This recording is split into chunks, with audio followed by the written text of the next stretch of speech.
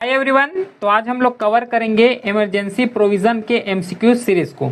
इससे पहले वाले लेक्चर में हम लोगों ने इमरजेंसी प्रोविज़न पॉलिटी से रिलेटेड पूरा कॉन्सेप्ट हर एक डायमेंशन से और जहां से सीएपीएफ एसी में जो एग्ज़ाम पूछ सकते हैं उस हर एक डायमेंशन को हम लोगों ने वहां पे कवर किए हैं।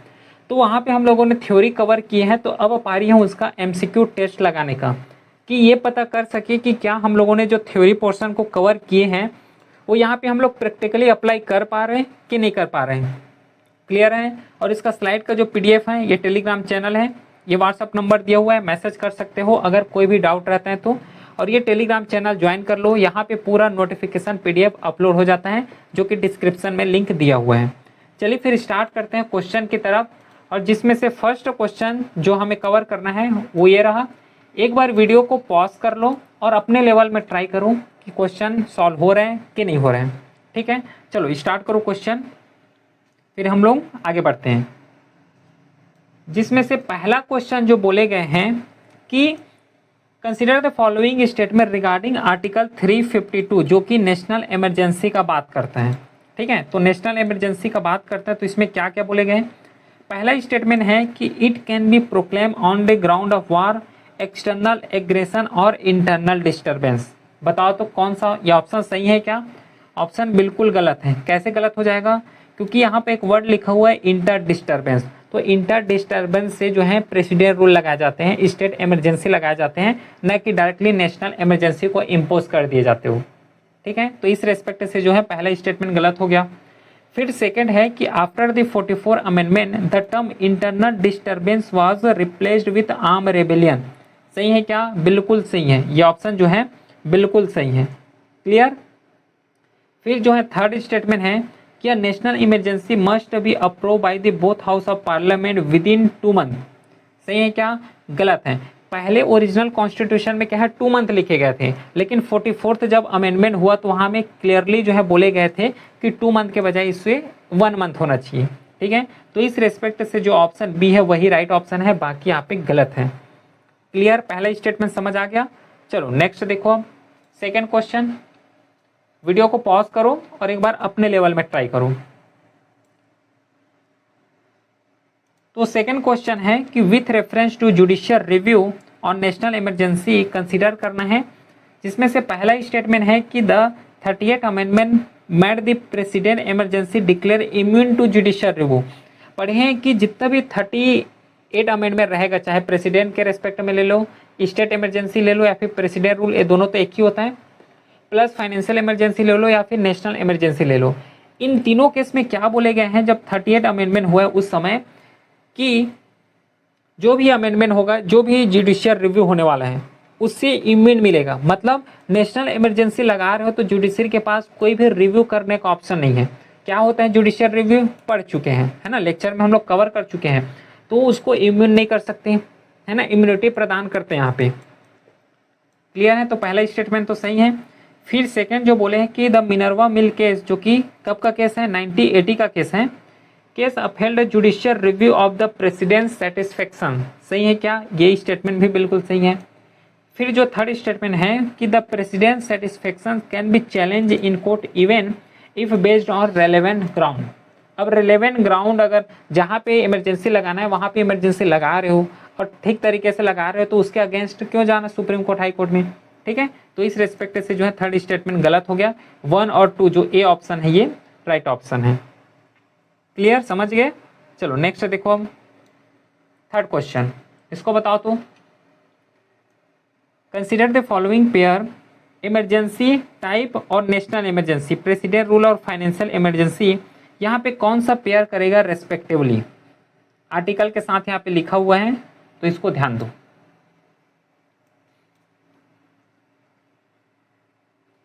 नेशनल इमरजेंसी 352 है ना, तो नेशनल इमरजेंसी 352 है, ये तो सही हो गया। प्रेसिडेंट रूल का आर्टिकल कौन सा है बताओ तो? प्रेसिडेंट रूल लगता है आर्टिकल 356 में।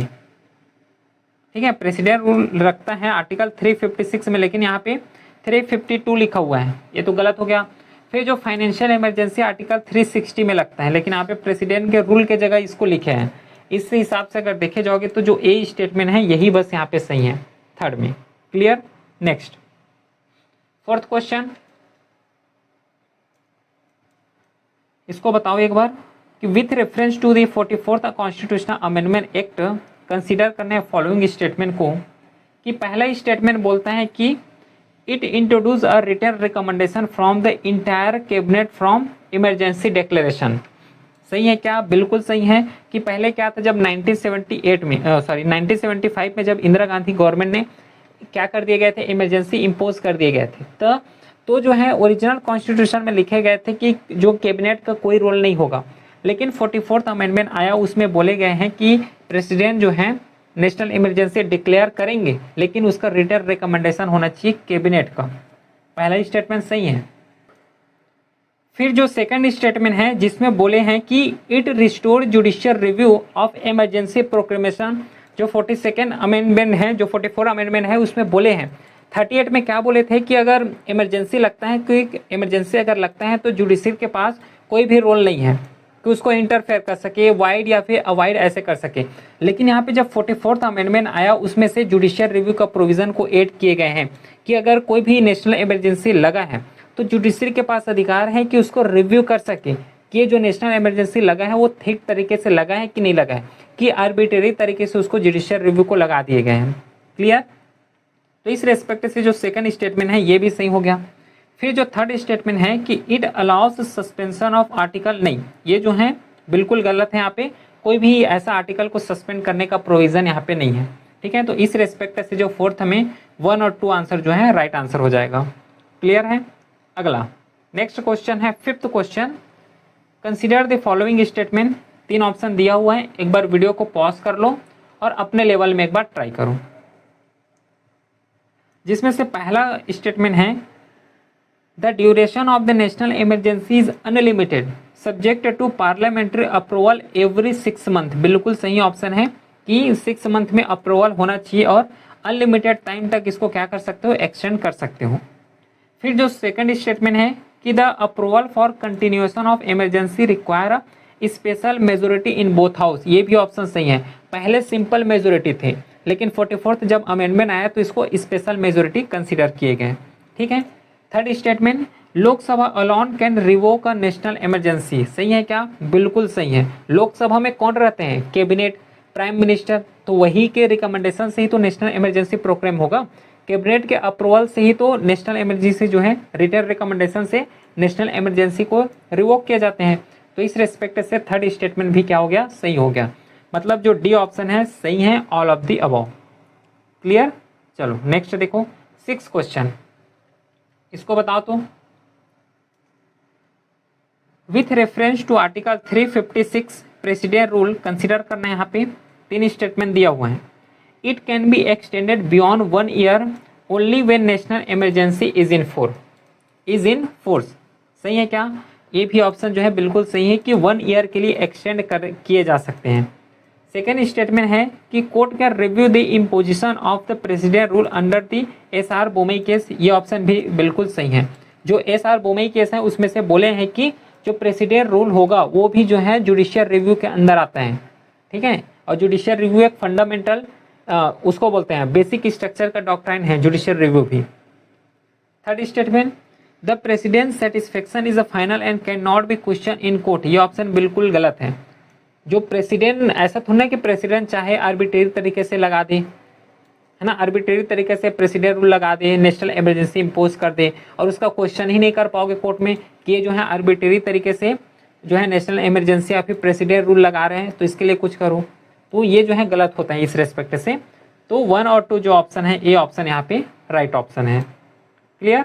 नेक्स्ट देखो अब 7th question, consider the following statement regarding article 358 और 359। इसमें से ये बताए गए हैं कि नेशनल इमरजेंसी जब लगेगा तो कौन कौन से फंडामेंटल राइट को सस्पेंड हो जाएगा, कौन कौन से फंडामेंटल राइट जो है सस्पेंड होंगे, ये बोले गए हैं। तो बताओ इसमें से ऑप्शन, एक बार अपने लेवल में टिक करके रखो कि सही है कि नहीं है।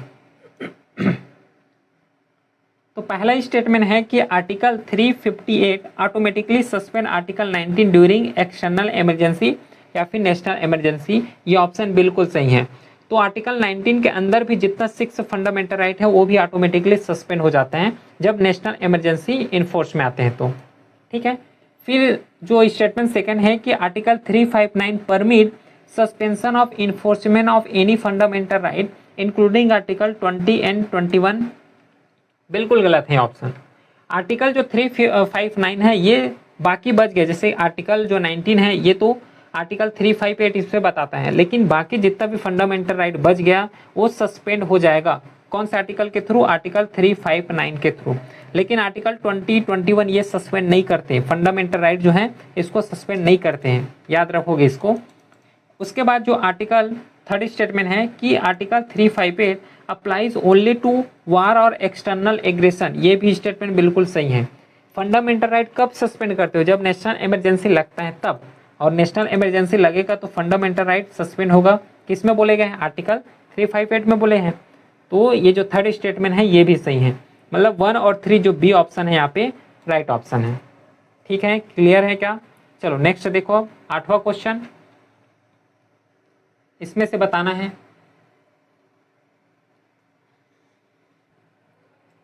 तो देखो पहला स्टेटमेंट क्या बोले हैं, क्वेश्चन बोले हैं कि consider the following effect of national emergency, क्या क्या कॉन्सिक्वेंसेस होता है जब नेशनल इमरजेंसी लगता है। तो पहला क्या है कि the parliament can legislate on state subject list, सही है कि गलत है बताओ। तो ये ऑप्शन जो है बिल्कुल सही है। जब नेशनल इमरजेंसी लगता है तो यहाँ पे जो पार्लियामेंट होता है ना, पार्लियामेंट होता है वो डायरेक्टली स्टेट सब्जेक्ट में भी लिस्ट बना सकते हैं, रूल्स एंड रेगुलेशन बना सकते हैं, बिल्कुल सही है ये ऑप्शन।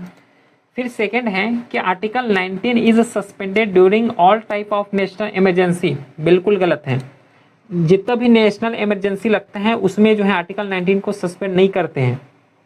ठीक है, थर्ड स्टेटमेंट है कि द प्रेसिडेंट में alter distribution of financial resources between centre state, बिल्कुल सही ऑप्शन है, क्योंकि अब यहाँ पे क्या है कि डायरेक्टली सेंट्रल गवर्नमेंट के कंट्रोल में आ जाता है तो उसके मर्जी है कि वो कितना शेयर यहाँ पे करे, तो ये ऑप्शन भी सही है। तो 1 और 3 ऑप्शन जो है ए ऑप्शन यहाँ पे करेक्ट ऑप्शन है। ठीक है, क्लियर, समझ आ रहा है क्या? टिक मार्क कर रहे हो ना क्वेश्चन को।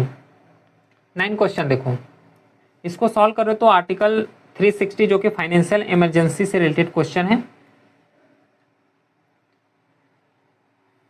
पहला स्टेटमेंट क्या बोलता है कि it has never be invoked in India so far, बिल्कुल सही ऑप्शन है।